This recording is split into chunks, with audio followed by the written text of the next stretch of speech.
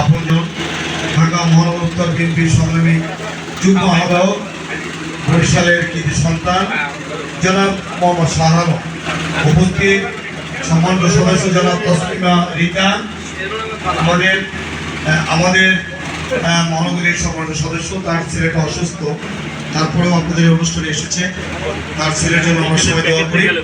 এবং উপস্থিত আছেন আজকে এই অনুষ্ঠানে আরেকজন ঢাকা মহানগরীর সম্মানিত মোহাম্মদপুর থানা বিএনপির সাবেক নেতৃত্ব দিয়েছেন, আপনাদের সকলের কাছে মানুষ, অত্যন্ত ভালো মনের মানুষ জনাব মোহাম্মদ আহমদ আলী, এবং যার কথা না বললেই নয়, মোহাম্মদপুর থানা বিএনপির সংগ্রামী সফল আহ্বায়ক এবং যিনি অত্যন্ত শক্তিশালীভাবে কথা বলেন, আমার শ্রদ্ধেয় বড় ভাই জনাব শুক্কুর মাহমুদ।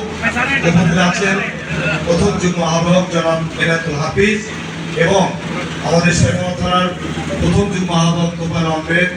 আমাদের এখানে আমাদের আহ্বায়ক নাইম ভাই আছেন, আমাদের ওই যে আমার বড় ভাই